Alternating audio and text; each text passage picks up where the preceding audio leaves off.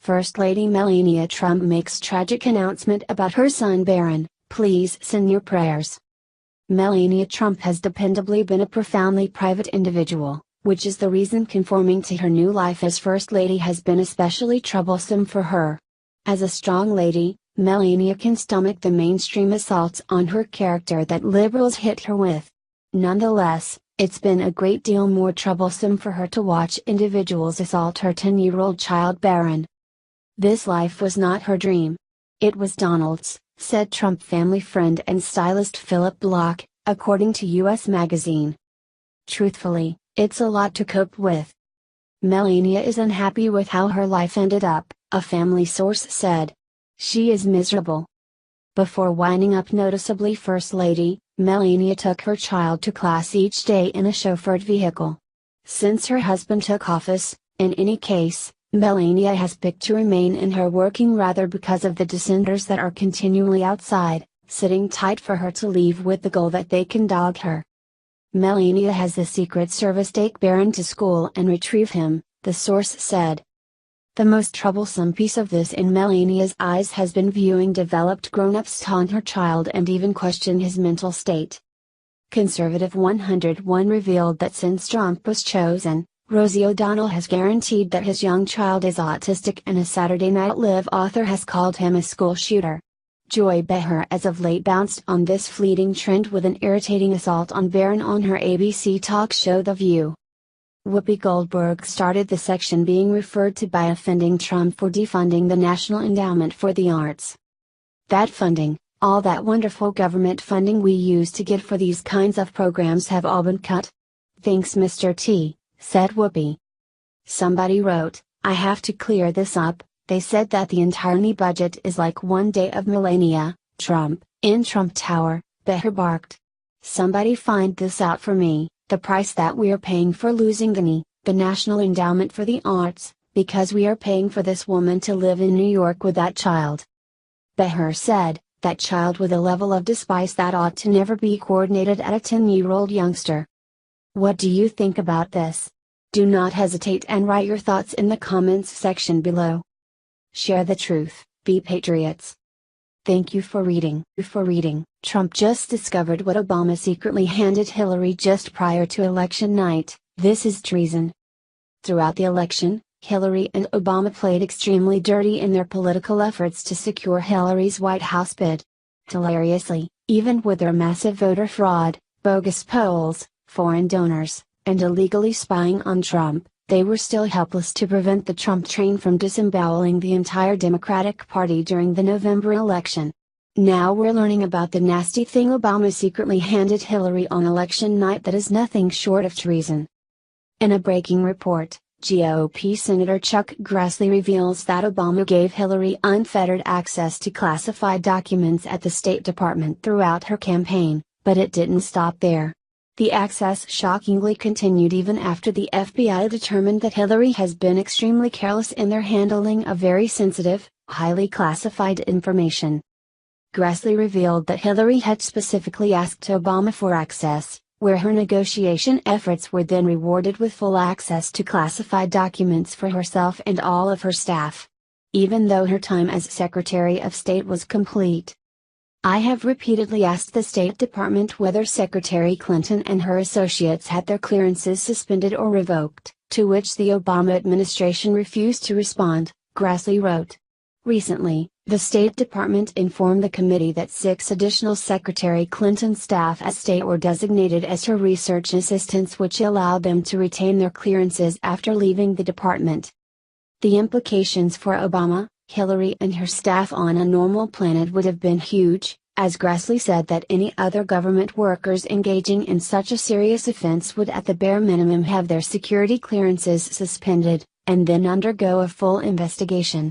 He went on to say that Hillary getting off scot-free gives the public the impression that Clinton and her associates received special treatment.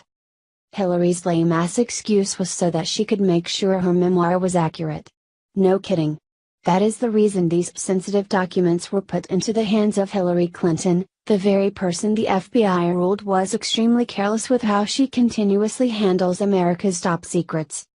Yet again, Barack Hussein Obama is once caught up in his treasonous antics. We should all thank our lucky stars that this woman didn't get into office, as America no doubt dodged a bullet with refusing to elect this witch as President of the United States. Democrats caught grooming Sikh Muslim politician to take over America. You won't believe who he is. Barack Hussein Obama is proving to be the hemorrhoid on the backside of America that simply refuses to leave.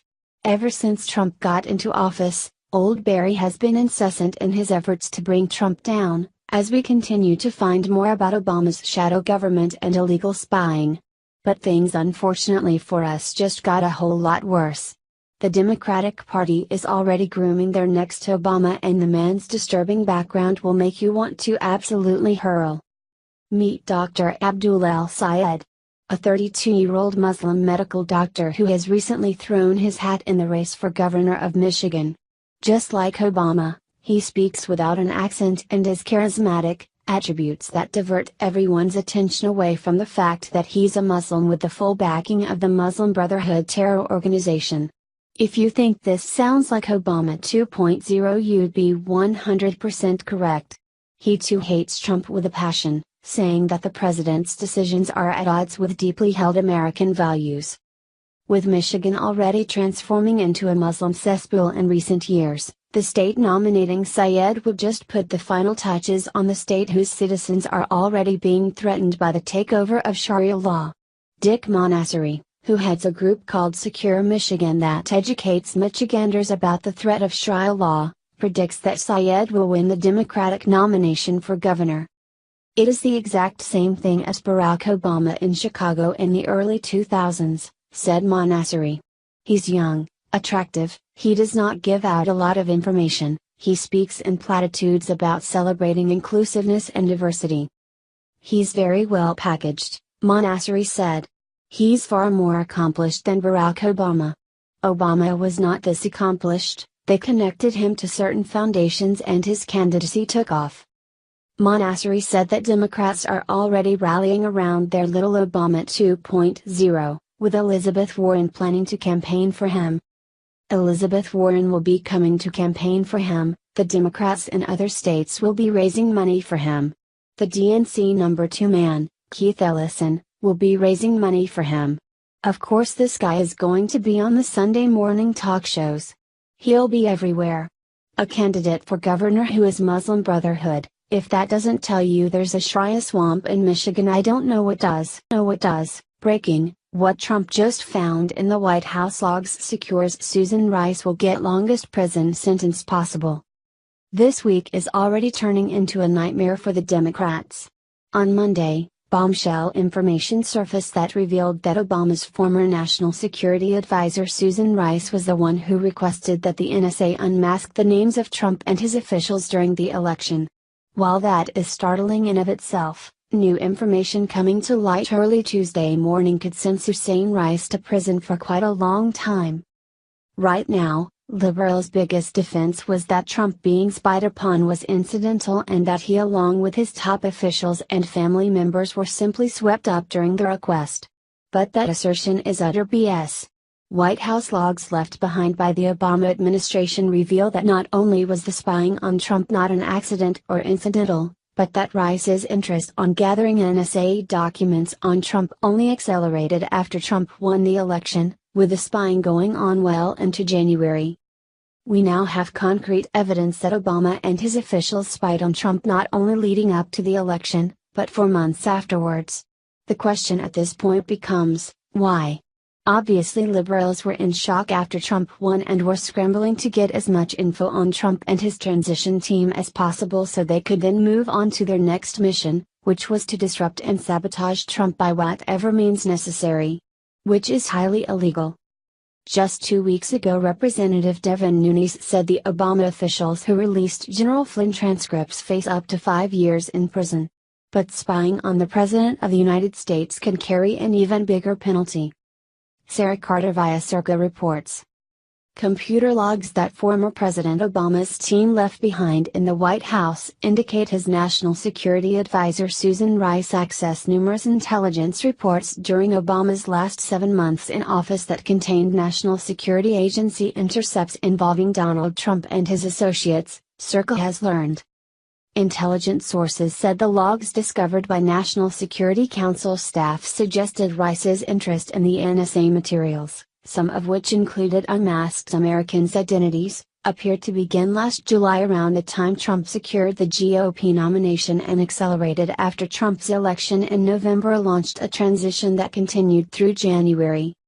The intelligence reports included some intercepts of Americans talking to foreigners and many more involving foreign leaders talking about the future president, his campaign associates or his transition, the sources said. Most if not all had nothing to do with the Russian election interference scandal, the sources said, speaking only on condition of anonymity given the sensitive nature of the materials. What makes this entire thing even more catastrophic for the Democrats that even with Rice ordering U.S. spy agencies to produce detailed spreadsheets of Trump's unmasked calls, they didn't find one single negative to pin onto Trump. What was produced by the intelligence community at the request of Ms. Rice were detailed spreadsheets of intercepted phone calls with unmasked Trump associates and perfectly legal conversations with individuals, DeGeneva told the Daily Caller News Foundation investigative group Monday. The overheard conversations involved no illegal activity by anybody of the Trump associates, or anyone they were speaking with, DeGeneva said. In short, the only apparent illegal activity was the unmasking of the people in the calls. This is an extremely huge scandal for the Democrats. Remember that Rice recently went on PBS where she asserted that she had no idea what Nunes was talking about when he claimed that Obama and his officials were spying on Trump during the election.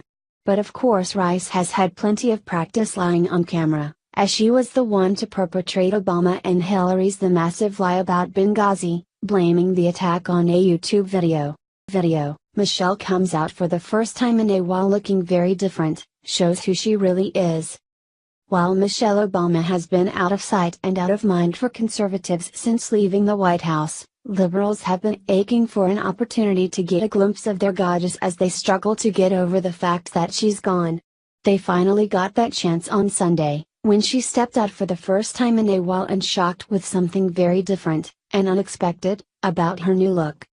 The last sight of Michelle was when she met up with her Hollywood friends for a boozy lunch in New York City and made a bit of a fool of herself.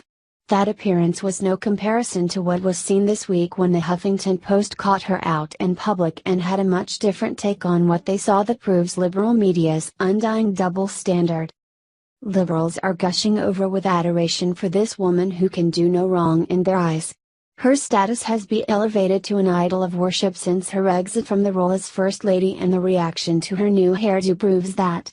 When Michelle stepped out looking ungroomed and sporting an African fro, her liberal fan club praised her for her statement, led by Huffington Post's undeniable